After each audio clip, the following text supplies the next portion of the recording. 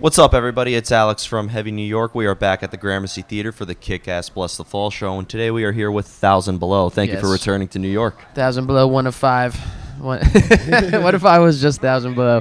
That'd be it's very stressful to do that alone. Yeah. Good God. But it's great to have you here, man. The Love You Let Too Close, it's been out for about a year now, right? Yes, sir. I think maybe 10 or 11 months. I don't know. I'm all particular. Because once we hit a year, then it's like everyone... So how'd it go? I still get to say we're cycling if it hasn't been a year yet. So that's why I'll just be picky about that. Yeah, but how was the making of it?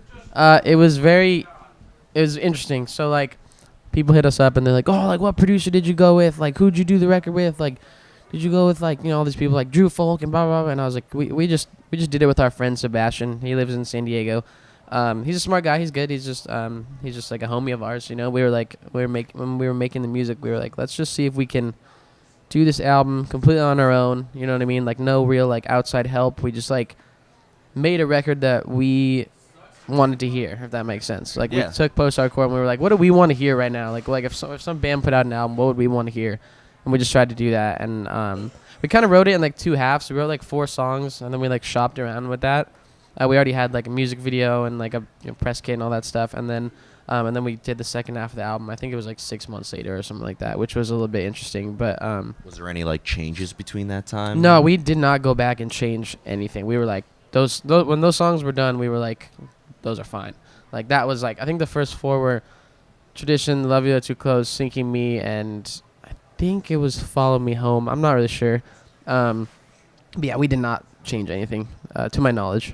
Anyways. Awesome. So is it fair to say there was maybe kind of like a preconceived idea with this record, or did you kind of No, there was no idea. Like, that was a funny thing. Like, okay, so me and Josh Thomas, is one of our guitar players, like, came together and we were like, let's make a band. And it was originally just going to be like a Balancing Composure rip-off band. Like, that was what the first demo sounded like. And then we were like, sick, we love this. Like, I had never done clean singing in a project before, but we were like, let's figure it out. And then Devin joined in. He was like, I don't want to play this music. And we were like, all right. And we were all friends. We were hanging out and partying every weekend. So we were like, let's make this a squad thing. So we upped the screamo/heaviness amount a bit, but kept like that kind of sad, solemn vibe.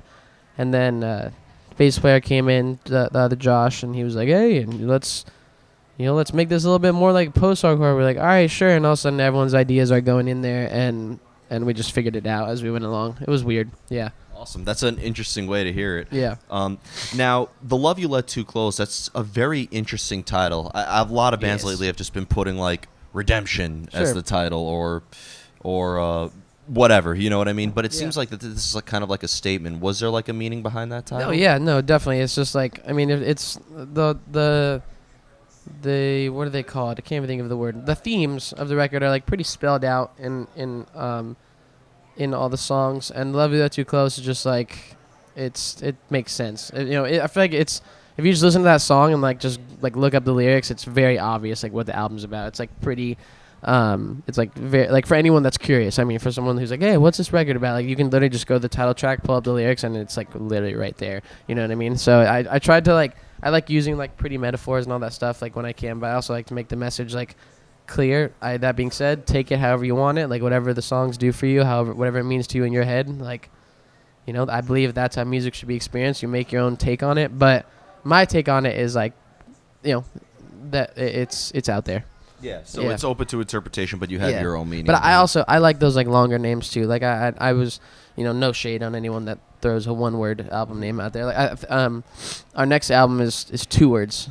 We're not gonna say anything about that yet. At least right now, it's a 2-word title, which I mean it means a lot to us, and we think it's really cool. It could change, who knows? The album's like not even tracked or anything like that. But I do like the long artsy titles, like Devil Wears Prada had like Dear Love, A Beautiful Discord, and shit like that. And Being As Notion has all of their like, like this loneliness won't be the death of me, yada yada, all those like crazy long titles. I think it's cool. I think it's artsy. I think it also like gives people like a chance to think about the meaning of the song for longer than 2 seconds. Like if you have a song name that's like, what was the word you said? I don't remember. Like Redemption. Yeah, there you go. If you have no. I appreciate it because I didn't want to like use someone else as an example, and then everyone's like, he's talking shit. Like I'm like, dude, like everyone does their own thing. I totally respect that. But yeah, like if we had a song that was just like Redemption, it was like everyone's like, well, what's it gonna be about? Who's getting redeemed? I don't know. I think it's cool if there's like a little bit more of a story there. Jamie Jossa with like his lyric police. There you go. Yeah, exactly. Yeah. Now, being the vocalist of the band, do you need to like hear music in order to come up with lyrics, or does sometimes, because obviously we were just talking about like the meaning of this, does that ever determine the outcome of the music? Okay, so what I do is like all my lyrical stuff is just literally comes up from like I just have thoughts and feelings like when I go about life and when they hit me. If it's like like that feeling in my head of like I'm being creative right now, I type stuff in my phone and I can turn 4 sentences into a whole song. I can like shell it out really easily. But also there's like the only thing that I use is like I don't really like take other bands and listen to other bands and like to like get my sound or to get like the type of lyrics or whatever. What I do though is sort of like it's the tone and like the direction from which you're speaking. I will say that like I take influence from other bands with that, if that makes sense. Because sometimes like I also do like rap music and stuff on the side, and sometimes like I don't know exactly what's like the best way to like approach telling a song. Like for example, like The Love You Let Too Close is like it feels like I'm like narrating a story in that song. It's like from that direction. Then like Tradition is like the exact opposite. I'm like not narrating a story at all. It's like I'm talking to myself song. You know what I mean? So I guess like tones and directions and stuff like that. Like I think one of the bands that has like the coolest like mix of like if you just like look at the lyrics of like some Plot and You song, sometimes you're like he has that one song, you peasant pussy something like, and you're like kind of like what the fuck? Like on paper that looks weird as fuck, but like the way that dude is like saying, the way that Landon is saying everything that he's saying, and the way he like puts it out there, and like the tone in which he's like saying it, like it makes it fucking sick. And it's like not like this weird cheesy like talking shit pop lyrics. It's like this cool emotional thing. Like I don't know. Yeah, no, it makes sense. Like, shout out Plot and You, even though we've never met them, but that band's so fucking cool. It would be an awesome tour if you guys were on with them. Yeah, Landon, if you want to get brunch or something, I do brunch on me, my treat. No, you heard it here. Yeah, no, I'd love to pick that guy's brain, but yeah, that's what I mean. It's like I think I know their PR. I'll send. Okay, this to them. Sick, wonderful. But yeah, no, it's definitely like it's the tone. I do to get me in like the mood, because sometimes I have a thought and I have like say I can shell out lyrics and be like, but how do I want to like, what direction am I coming at this? Am I coming at this sad? Am I coming at this angry? Am I coming at this from first person, third person? Am I coming at this like telling the story of like something else? You know what I mean? Like there's all these different like, that's another dimension of things that you have to think about as someone who like writes vocals. And yeah, I try and be creative with it. Yeah. Well, you also mentioned that despite having this meaning behind it, it is also open to interpretation. If a fan came up to you and told you like, this is what I saw in this song and it helped me through this, do you have like a different perspective on that song than when you wrote it? Okay, so my thoughts is if they ask me like, hey, can you explain this to me? I'll tell them. But if they're like, hey, this is what this means to me, dude, if you paid for that music or even if you just like went out of your way to like download it and listen to it and like gave it your time, take away whatever you can from it, whatever like helps you, however you enjoy it. Like, so I'm a huge like Jedi Mind Tricks fan. I don't know if you know who Jedi Mind Tricks is. They're like a East Coast like rap group. There's this guy named Vinny Paz is like the leader of it. It's like old school. Like I don't even know how to describe it. It's like really hard and it's like old school. And he's from Philadelphia and it's wild. But like they had this one song and I like love that guy's lyrics because he's very like gnarly in the way he like presents his vocals in the songs. And there's this one lyric I was trying to figure out what this song was about, and I tweeted at him. I was like, hey, it was like 2 a.m. I was like at Vinny Paz. I was like, dude, what's this song about? I like cannot figure it out. I was like, all these other songs I'm pretty good at like figuring out. And he just responded and he was like, I'm not gonna tell you, man, like whatever you take away from it, like he was like, that's your choice. He was like, I'm not gonna spoil it. And I was like, dude, that was so sick. And he responded like a minute after I tweeted at him, which was so weird. And I was like, oh shit. Like I was like, it was like a 2 a.m. tweet and he just responded in 1 minute with just like, whatever you think it means, dog. And I was like, hell yeah. Like, I don't know. So that was cool. Yeah, that's actually pretty, because I've heard of like saying that when you put a song out, it instantly becomes theirs in a way, and it seems like that's the beauty of art. Like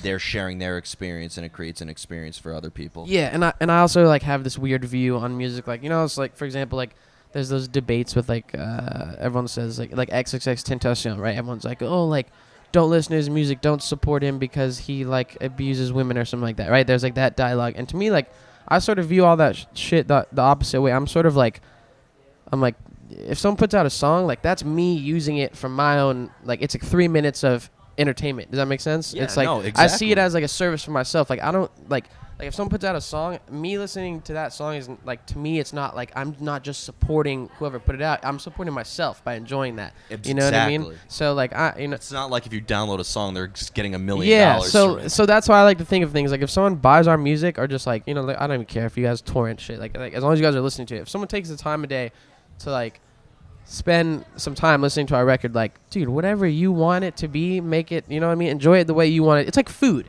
You know what I mean? Like, you order a sandwich, and someone's not going to be like, like, you don't ask the guy who made it, hey, which side do I start eating it from? You know? Like, sometimes you cut it in half. Sometimes you go and start on the left side. Some people start on the right side. Like, I have this one friend. That's the best analogy I've ever heard. No, for real. Like, when I get burritos, like, if you take a burrito, I cut it in half, and I eat, like, from the middle to one side, you know? Some people are like, that's fucking weird. I'm like, it's my food. I paid for it. I get to enjoy it how I want. Boom, there's a metaphor. Exactly. That's it, yeah. You know, it's funny. You mentioned, because, like, the visual artist, Caravaggio, I mean, that guy was a freaking drunk, abusive piece of shit who murdered people. Yeah, exactly. When you look at his paintings, you're taking in that art for yourself. Totally, it's not yeah. like, I'm like, oh, I support him the killing evil. people. Yeah, no, totally. That's just my take on it. Maybe I'm, when I say this shit, it doesn't mean I think I'm right. It's just how I view it. I have all these things in my head that I view life the certain way, and I don't think it's the correct way. It's just the way that I take it, if that makes sense. So that's how I treat music, and that's how I hope people treat our music. You know what I mean? I don't want anyone to be like, hey, so this is what this song means to me, but I think I'm wrong. Like, can you tell me? I'm like, dude, like, I will tell people if they ask. Like, if people are like, hey, what does this mean? I'll explain it, like, word for word. But if someone has their own view and their own vibe and their own, like, feeling that they feel when they listen to a song, then that's cool. I fuck with that. Definitely. Yeah. And I just have 2 more questions for you. Sure. Obviously, you're doing this awesome tour right now with Bless the Fall, Dead, and all these other... Sorry, I'm dying. That's all good. All these awesome bands. But, your last tour that you came here was with the Devil Wears Prada and Veil Yes. of Maya, and you've toured with a lot of different bands. Do you notice maybe, like... Well, Devil Wears Prada and Bless the Fall, they kind of have a similar fan base. Do you notice like a similar fan base this tour as opposed to that tour and so on and so forth? Honestly, I'm actually getting, like, a really... not crazy different vibe, but like pretty different. It's kind of weird. You can kind of like use your merch sales as an indication of like the crowd. For example, like on the Prada tour, we were like just shelled out of like larges and extra larges, if that makes sense. Yeah. And then like on this tour, we're like shelled out of like mediums and smalls. You know what I mean? Really? which is like you could argue like, okay, not to be like, oh, men are supposed to be big and women are supposed to be small, but like it's just like, for example, you take like the average. Like, you take like a person that you expect to be at a Veil of Maya, Devil Wears Prada show. You picture like some, like maybe like a bigger dude who's like kind of into metal, and then like you take someone who's like, all right, now who's into Bless the Fall and the Word Alive, and like I just picture someone like not as like I love metal, you know what I mean? Like just like I don't know that's a weird thing to say. No, I love this. Keep going. No, I know that's a weird thing to say, and I'm sure that sounds weird as fuck, and I'm sure anyone who's in a band who's been on tour is sitting here thinking like, holy shit, he's right, like. That tour we ran out of mediums, and that tour we ran out of XLs. There was just big, like, pit warrior dudes, like, on that tour, and then that tour was just, like, all, like, girls and, like, skinny dudes that like wearing tight jeans and shit like that. You know what I mean? Like, it's... that's, like, the best... That's the best way of putting it. Dude, the data, bro. It's math. It's, like, numbers. It's... But yeah, that was something that I've noticed. I'll say this crowd isn't as, like... fucking mosh warrior heavy, and also I think that tour, I think it was like mostly because, like I said, I will say if you compare like Bless the Fall fans to Devil Wears Prada fans, they're probably gonna be real similar. But once you throw a Veil of Maya, and that makes it changes up the whole thing, which I love Veil of Maya. We did 2 tours in a row with them, and they're wonderful. Their new album is so bad. That whole band is so talented, and also they're just like great people. Like from day one of that tour, those guys were just like, "What's up? Nice to hang out with you," and we're like. No, nice to hang out with you. And then played a show at St. Vitus here in Brooklyn. So and good. That was incredible. Yeah. And the final question I wanted to ask you, thank you so much for your time. Dude, thank you. Yeah, we're actually earlier than usual. Yeah. It's normally the other way around. But you mentioned that you're working on some new music. Obviously, Yes. you don't have to go into too much detail about it. For but sure. like, are you planning to maybe make like a direct follow-up to your current record, or like what could we be expecting from the new music? Okay, so Aside from that, it's going to be awesome. yeah, I mean, I hope so. Jesus, I mean, bands like second albums, it's so important, right? It's like it kind of sort of makes or breaks you in a way. You know what I mean? Like you can put out your first album, and right now, like where we're at is good, but of course, like the label and everyone else is expecting, like, all right, so what's the next level? Like do it again. We're going in with actually like a established, well-known producer this time, which is cool. It's interesting because we've never had anyone like stick their hand into our creative process and like help us stir the pot. You know what I mean? That's like we never had that before in this band. And we went and wrote one song with this dude, just like test it out. And we actually like met with a couple other producers also, and I think we just like collectively like the management and the label and us all just like agreed like, okay, like we were like, all right, what are we really good at and what do we want like help with? Like what are the little things that we like sort of wish we had on the first record that we weren't able to come up with on our own, and we like found the guy who filled in that gap like the best. And like I said, I don't like throwing any names or anything like that out yet until everything's like set in stone. Until like if we were already like in the process of recording it, I'd be more like open about it because then it's public knowledge. But yeah, so I'm excited for it. I think what it's gonna be, I think we're just gonna push the extremes of it a little bit more. I think it will be like a not like a I don't know if recap is the right word. I think it will be more of like a just like a recheck in and like a look back and also like a look forward of the Love You Too Close. But it's like a more like, God, if I could say the album title, like it would make a lot of sense. It does make sense. Like once you hear the album title, it's like, oh shit, okay, I see where he's coming from with this. But sound wise, I think the heavy stuff's gonna be more gnarly. It's gonna be like more riffy and more like intense, and the stuff that's like pretty, like the songs that are like No Place Like You and stuff like that, are just gonna have like only singing and stuff like that. So it's just gonna be like a mix of like some real pretty cool like emo sad rock songs, and then some like just like heavy gnarly like sad shit that also you can like mosh to and jump around to, like Love You Too Close and Vain. Like there's gonna be a couple of those, but they're gonna be gnarlier this time, and then like the catchy and pretty stuff is gonna be like catchier and prettier. So we're just gonna like stretch the like the sound, I guess, on either side. Awesome. I'm looking forward to hearing it. But thank you so much for your time, James. No problem, bro. Thank you. Everybody, we are here with 1,000 Below. Pick up The Love You Let Too Close if you haven't already, and be on the lookout for new music coming soon. Yeah, I don't know when it's gonna come out. We're hopefully going to the studio in like January, so sometime next year it'll be sick. Awesome. I hope so. Awesome. Well, thanks so much, man. This is Thanks, Alex dude. from Heavy New York. Everybody, we'll see you next time. Peace.